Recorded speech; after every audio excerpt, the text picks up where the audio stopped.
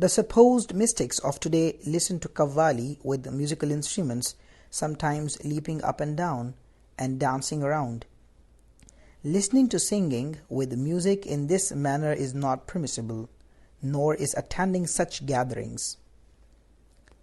There is no evidence of this type of singing from the mashayikh. That which is evident from the mashayikh is simply this: if someone rendered a stanza that was appropriate in their condition and spiritual state, they would be saturated by a deep spiritual ecstasy. Weeping, they would stand up, making involuntary gestures. To this there is no objection. There is a clear distinction between this deep spiritual state of the blessed religious personalities, or the awliya Allah, and that of the supposed mystics of today. However, today's mahafils or gatherings are filled with sinful and immoral people. Most of the singers do not conform to the preconditions of Sharia. They sing whilst clapping hands, playing musical instruments, leaping and jumping around immensely, to the extent of dancing and strutting. This they refer to as hal.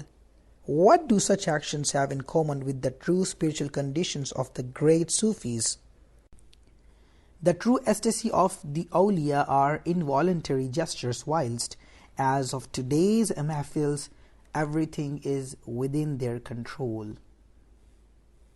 If one breeds pigeons without the intention of flying them, means for example racing them, then breeding them is permissible. And if the aim is to fly them, it is impermissible, as this too is regarded as a type of futile sport.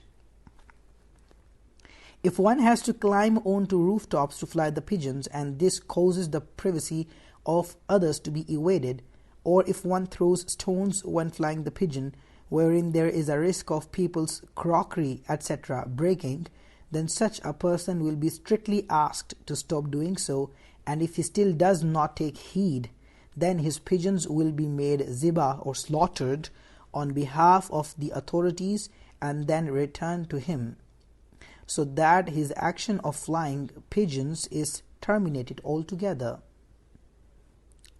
There are people who hold animal fights between roosters, quail, partridge, rams and buffalo, etc. This is haram, and to participate in it or to be an audience to this spectacle is also impermissible.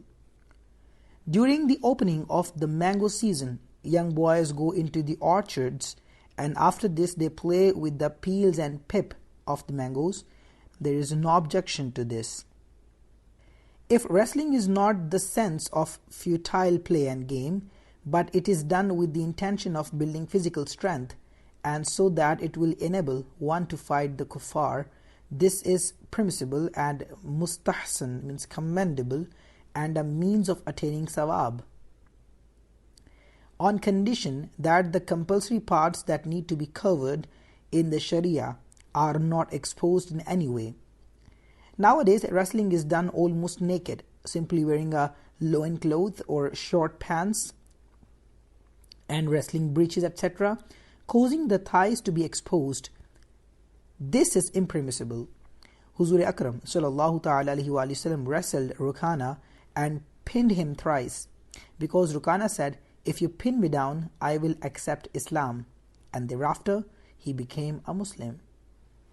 If there are no obscenities, unpleasant talk and abusive language, or if no harm is intended towards any Muslim, and if it is only a pleasant and heart-pleasing discussion, then there is no harm in engaging in humorous conversation that brings joy and happiness to those sitting together. Alhamdulillahi Rabbil Alameen. Today we have completed our 22nd chapter from Bahar-e-Shariat, version 16.